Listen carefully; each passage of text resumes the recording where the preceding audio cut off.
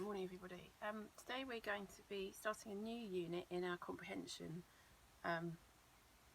phase, if you like. We're going to be looking at some poems and similes and metaphors. Now, we've come across similes before, we haven't come across metaphors, and that's something that we'll be looking at further over the next week or so.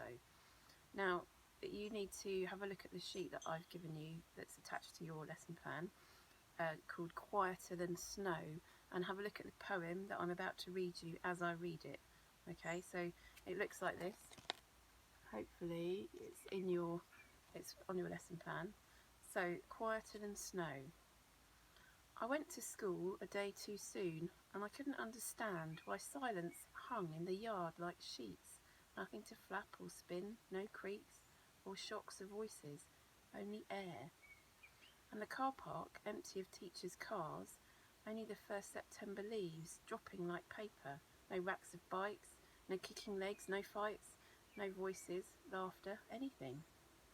Yet the door was open, my feet sucked down the corridor, my reflection walked with me past the hall. My classroom smelt of nothing, and the silence rolled like thunder in my ears. At every desk, a child stared at me.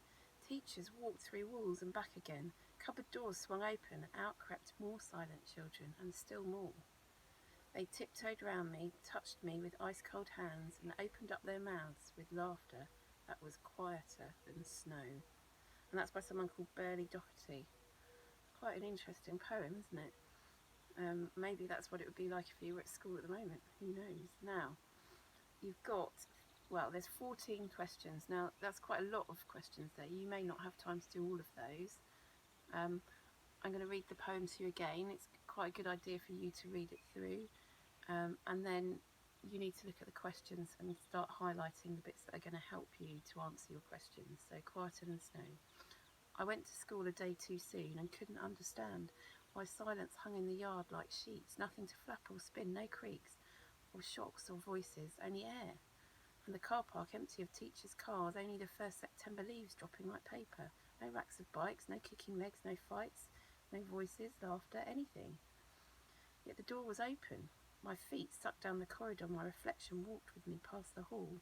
My classroom smelt of nothing, and the silence rolled like thunder in my ears. At every desk, a child stared at me. Teachers walked through walls and back again. Cupboard doors swung open, and out crept more silent children, and still more. They tiptoed round me, touched me with ice-cold hands, and opened up their mouths with laughter that was quieter than snow. So, the first question is very straightforward. What's the title of the poem? Question 2, when did the poet go to school? Question 3, what was the poet expecting to see and hear at school?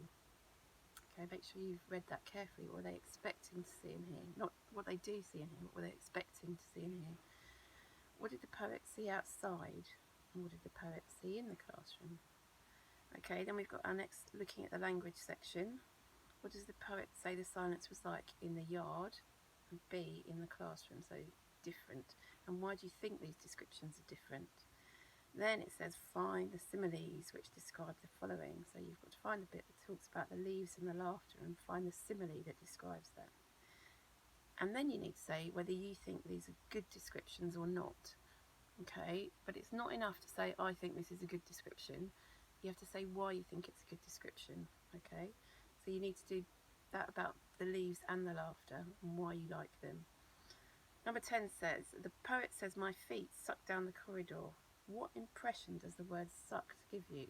It is quite an interesting turn of phrase. I've not really heard that before, about your feet being sucked down the corridor.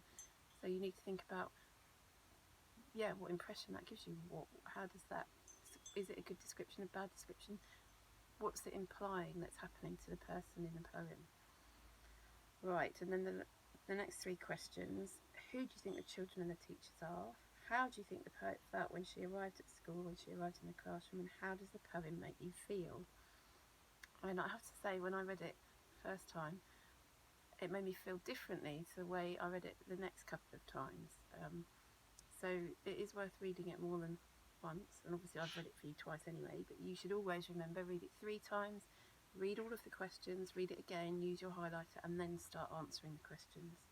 Now if you have got time, You may have run out of time by now. You could do the last question, which says, if you could talk to the children, what would you say?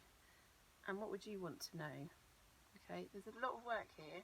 I think you're all up to it, up to doing all of it, but just, yeah, you have got 30 to 40 minutes worth of work there.